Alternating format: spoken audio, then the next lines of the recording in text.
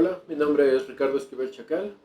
Este es el séptimo video del curso Escultura Híbrida para Territorios Enlazados Campeche. A su vez es el primer video del cuarto módulo denominado Fuego y trataremos materiales que son manipulables con calor. Es decir, aunque ya hemos utilizado el calor para manipular algunos otros materiales, estos son, digamos, de una forma un poco más específicos, ¿no? Y quiero empezar con los plásticos que se denominan termoplásticos, porque son,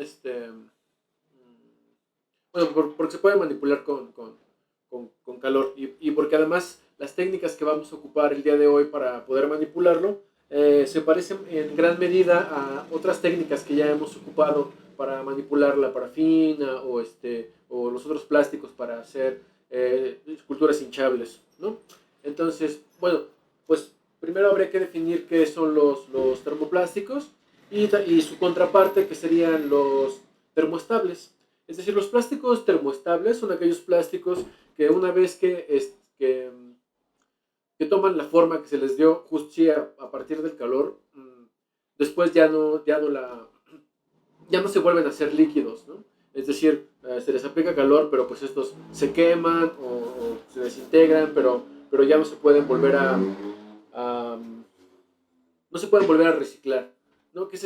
Me gustaría acotar justo cuando nos solemos decir que algo se recicla, nos referimos a cosas como cuando tomas una cosa y la conviertes en otra, y eso en realidad eso está también erróneo, porque el término apropiado para eso sería reutilizar, ¿no? Porque reciclar significa que lo reintegras al ciclo, y entonces especialmente con estos plásticos se reciclan justo porque se producen, con ellos se elabora determinado objeto, y entonces una vez que este objeto cumplió su función, se descarta, se regresa y se vuelve a manipular otra vez con calor, no generalmente, sino otra vez con calor, se vuelve a hacer muchas ocasiones el mismo producto o una cosa muy parecida, y entonces así se continúa. Por eso es que se llama reciclar, porque se reintegra el ciclo de producción, ¿no? Bueno, entonces eso en cuanto a este asunto. Y luego entonces los termoplásticos son aquellos plásticos que se pueden fundir con el calor y que además se pueden manipular y son maleables cuando se les aplica calor. Dependiendo del tipo de plástico, la cantidad de calor necesaria para manipularlo varía, ¿no? Hay desde los que se logra manipular con un calor pequeño, algunos 100 grados o así, hasta los que necesitan unas cantidades muy, muy grandes y solo se consigue con procesos industriales para poder ya sea reciclarlos o modificarlos, ¿no? Dependiendo de estos. Quiero hablarles muy brevemente como de los más cotidianos. No, por supuesto no son los únicos, pero son como los que tenemos más presentes en el día a día. Primero están los polímeros de alta y de baja densidad, que son por lo regular los que se utilizan para los trastes para los envases como de jabones, de enjuagues bucales, muchísimas cosas, ¿no?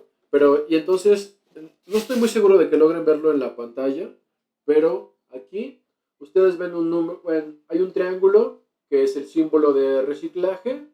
Dentro tiene un número 2, que quiere decir que justo es la segunda vez que se recicla este plástico. Y luego aquí dice HDPE, que quiere decir o sea, sino alta densidad, high density poliestireno, ¿no? Entonces, por eso es HD, y el otro es LDPE, que sería low, ¿no? Entonces, baja densidad. Como también ya se ha platicado con otros materiales, es mucho más fácil hacer que estos dos se unan si pertenecen a lo mismo. Les había platicado como con los cementos, ¿no? Si utilizas el cemento apropiado para pegar el material apropiado. Entonces así pasa también con los plásticos, ¿no? Se funde mucho mejor uno con otro, o se solda cuando es de alta densidad con alta densidad, o de baja densidad con baja densidad, ¿no? Bueno, están estos que son los muy comunes. después está el PVC, que ya también hemos hablado sobre este plástico. El PVC es uno de los materiales, bueno, de los plásticos más versátiles, se utiliza para una gran variedad de cosas, porque además, digamos, el mismo material, dependiendo de cómo, tienen como cuatro formas de producción de este, y dependiendo de cómo se produzca, entonces es como para lo que se puede utilizar, ¿no? Entonces tenemos justo el PVC que es transparente, el PVC que es mm, que se utiliza como para las tuberías, ¿no? Etcétera, etcétera. ¿No? Después está el poliestireno, que tan mala fama tiene porque es muy difícil que se degrade, ¿no? Tarda muchísimo tiempo su degradación y además, bueno, casi todos los plásticos, antes de degradarse, primero se convierten en esto que se llama microplásticos, es decir, que no se acaba de descomponer, sino solo se hace muy pequeñito y hemos encontrado microplásticos en la leche materna, en los pescados, en el agua de uso doméstico, es decir, como ocupamos tantos plásticos y muchos de ellos, como por ejemplo justo los de los de alta densidad y baja densidad, no soportan, no soportan muy bien las inclemencias del tiempo. Cuando se asolean se vuelven quebradizos, vidriosos y entonces pues solo se hacen pequeños plastiquitos. Hay mucha gente que toma estos y entonces solo los partes a la mitad y los utilizan como macetas, ¿no? Y es decir, funciona durante algunos meses, pero después se vuelve quebradizo y entonces se pierde la maceta y eso solo contamina tu tierra. Yo no lo recomendaría mucho. Entonces, les decía, está el poliestireno, que lo que conocemos como unicel, pero también el poliestireno, al igual que el PVC, dependiendo también de la forma en la que la produzcas, es diferente. El unicel, que es el poliestireno expandido, que es el que más conocemos, pero también está el poliestireno extruido, que se utiliza como para la construcción, y bueno, me parece que otros dos no los tengo presentes, pero pues es la misma, ¿no? Dependiendo de cómo se produzca el poliestireno, pues es como la finalidad que tiene, ¿no? Luego están los polimetacrilatos, que sería PMMA, ¿no? Y entonces, y dentro de estos entran los acrílicos, que son, en cambio los acrílicos, soportan muy bien los rayos UV y las inclemencias del tiempo. Entonces, este plástico es el que se utiliza para los faros de los autos, obviamente para los acrílicos translúcidos, que son como para ventanas, ¿no? Y son una buena alternativa para el vidrio porque son mucho más livianos, ¿no? Y se pueden hacer de espesores muy diversos, ¿no? Desde 2 milímetros, creo que hay hasta de milímetro y medio, hasta unos super gordos, así como de una pulgada, que sea cercano a los 3 centímetros, ¿no? Y luego, por último, de los más comunes, les digo que no son los únicos, pero por último, de los más comunes está lo que conocemos como PET, que es tetrafluorato de polietileno. Sí, tetrafluorato de polietileno. Pero lo conocemos como PET, ¿no? El PET también es muy diverso, ¿no? Se hacen, bueno, pues por supuesto las botellas estas como las de refresco y demás, que también es otro plástico con el que tenemos un gran problema de contaminación. Un poco como en defensa de los plásticos, yo quiero decir, aprovechar que el problema no es el plástico en sí, a mi parecer, ¿no? Los plásticos son muy útiles, ¿no? Nos han llevado a donde estamos y nos han permitido tener comida fresca, por ejemplo, en lugares muy complejos, ¿no? Donde no se puede refrigerar, pero se puede hacer alto vacío con el plástico. Pero la forma en la que lo consumimos y la forma en la que lo descartamos, me parece que ese es el problema principal, ¿no? Y pues uno de ellos es el PET, por supuesto. Pero el PET también se puede, además de hacerse botellas, también se puede hacer fibras, ¿no? Y entonces justo con ellas se confecciona muchísima ropa, ¿no? Y entonces, es decir, es un material también muy versátil. Esos serían los plásticos que tenemos como más a nuestro alcance y que además, pues bueno, son termoplásticos. ¿no? Que es decir, que los podemos manipular con el calor. Pero pues también está el polipropileno, el policarbonato, el nylon, la baquelita. Algunos ya han caído pues, un poco en desuso, otros siguen siendo más bien como para la industria, porque les decía que los procesos para manipularlos requieren de temperaturas muy elevadas, o etcétera, etcétera, ¿no? Pero bueno, tenemos estos. Entonces, primero quiero enseñarles a doblar un pedazo de... Este es un pedazo de acrílico, me parece que es de 2.5 milímetros, ¿no?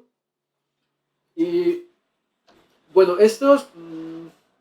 a mí me gusta utilizarlo especialmente como para las bases de las piezas o demás. Sí he construido una que otra pieza justo con acrílico. Por lo regular lo hago con descartes, ¿no? Son pues justo la industria o la, la industria de la construcción suele pues, tener desperdicios, ¿no? Y entonces hay como estos y son los que suelo usar.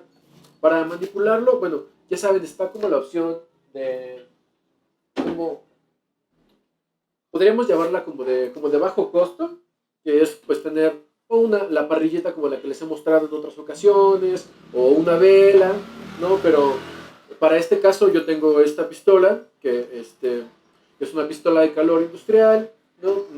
Es mucho más cómodo trabajar con ella, ¿no? Y además pues también me permite trabajar durante más tiempo, ¿no?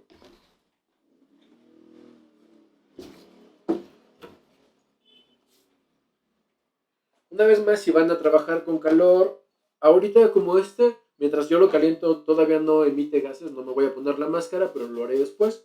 Pero bueno, por ahora guantes, porque es decir, aunque yo voy a aplicar calor en esta parte de aquí, solo voy a hacer un doblez recto para que vean cómo se hace, ¿no? Entonces tengo esta parte que me proporciona como una línea y algo con lo que lo voy a doblar.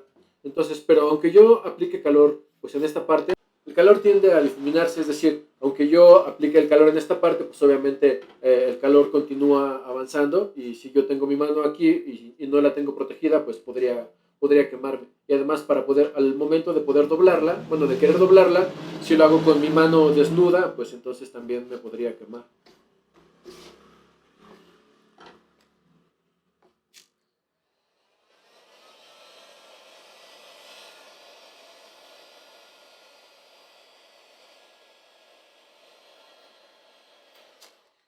Olvidaba, estas cosas, cuando están nuevas, tienen una película para que no se raye. Cuando les aplicas calor, pueden suceder dos cosas. Una es que se pegue y se vea feo, o la otra es que solo se derrita y no nos permita como que se vea bien. Entonces, cuando yo lo manipulo con calor, prefiero retirarle la película y tener cuidado de no rayarlo.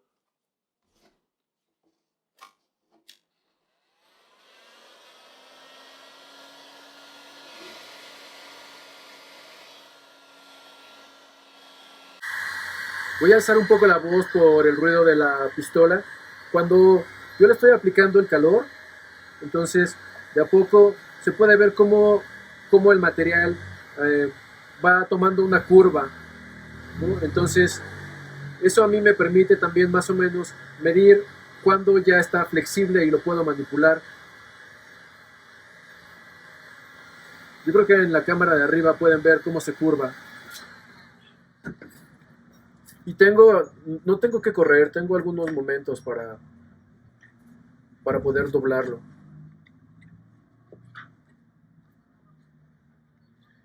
Y hay de dos.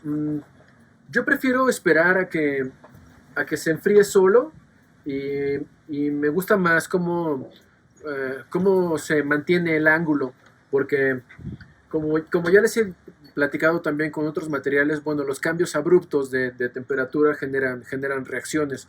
Entonces, yo podría también, en lugar de esperar a que se enfríe por sí solo, aplicarle agua. Si no, cuando no quiero un ángulo perfecto, no me molesta. Uso un rociador de agua de estos, un aspersor, y entonces, como estos plásticos, así como algunos otros de los que ya les he platicado, tienen esta cosa a la que llamamos memoria, entonces, cuando yo le aplico el calor, me permite doblarlo. Pero cuando le aplico el frío con mucha intensidad, entonces esta memoria hace que esto regrese un poco. No regresará hasta donde estaba porque ya le apliqué el calor que lo manipula, pero no me va a permitir pues obtener este ángulo, ¿no? Tan simpático. Y miren, por ejemplo, ahorita como estoy yo pues atendiendo el video y así, entonces miren, aquí hay una pequeña curva que a mí no me encanta, ¿no? Pero yo podría aplicar calor aquí nuevamente y entonces después colocar esta tabla aquí y entonces pues emparejar si lo que quiero es un ángulo perfecto, ¿no? Pero bueno, entonces, y esto ya se mantiene así, ya cuando, es decir, no va a cambiar su forma a menos que yo vuelva a aplicarle calor, ¿no? Pasa algo con las estructuras de los acrílicos, que no sé si logran ver en la cámara, se hace un poco más transparente, como que las moléculas, bueno, no como las moléculas se reagrupan, por eso es que se pueden manipular. Entonces, por ejemplo, las orillas, cuando son muy ásperas, justo si uno les aplica calor, puedes conseguir que esto no se vea tan rugoso y tan áspero. Bueno, eso en cuanto al acrílico.